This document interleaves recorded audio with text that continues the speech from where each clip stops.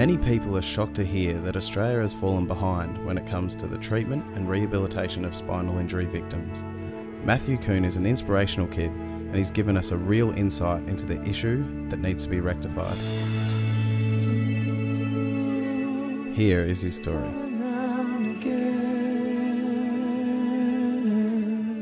I started out here just racing the flat track down at Mike Hatch's. Mick Doohan, Casey Stone also started there, Anthony West. And the progression was always I wanted to be like Mick Doohan, he was my idol. So I had a picture on the wall, and I guess that's what we worked towards, my parents and myself and all my sponsors. When I was 15, got my first road bike and just started there. Highlights of my racing, definitely my first wild card in Phillip Island, youngest Australian to ever compete in a World GP. The atmosphere was great. I had lots of people helping me. Valentino Rossi let me camp out front of his shed.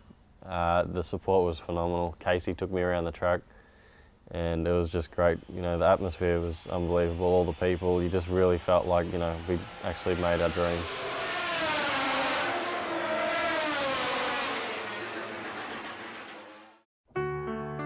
Three years ago, things changed a little bit. I was just training one day at Willowbank on the motard track, just doing a bit of cross training, and I had an accident and I become a quadriplegic. I broke my neck, so I'm a C5, C6 quadriplegic complete now, and they pretty much diagnosed me that I was going to be, completely moveless from here down. I had no movement in my arms for the first 2 weeks. And that was a diagnosis. I wasn't ever going to be able to be independent myself. And unfortunately it took 9 days for me to have the surgery to get back on track, which is very, what can I say, a bit of a disappointment, because I know how crucial it is to get your operation as soon as you can. 9 days, just sitting there doing nothing, I just completely deteriorated and lost all my muscle. I had screws in my head just to tension my neck, and that in and out every couple of days, because we were thinking we were going for surgery and there was just a lack of nurses, lack of spinal people that could actually operate on it. And it is a bit of a disappointment, because I know in other countries, especially America, it's bang, day one, day two you get your operation, and in the first 2 weeks you already get your rehab. The system here in Australia is you get your operation, you spend 6 to 12 months in hospital. There's a little gym there.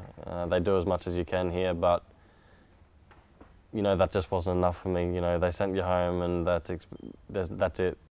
We found a program in America called Project Walk, and their goal over there is completely different. And it's what I think here in Australia is lacking. We definitely need it. There is another company here now called Walk On, which is based off Project Walk, so it's something that's kind of started, but again, it's not exactly what it is in America, and they haven't got the technology nor the equipment here to actually have what America does.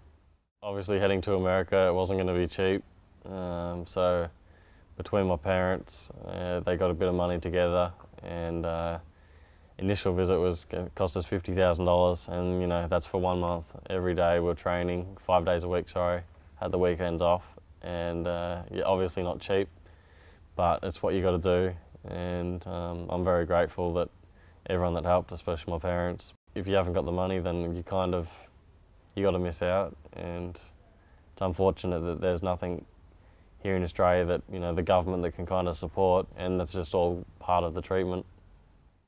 What's changed now from having the accident to how I was beforehand?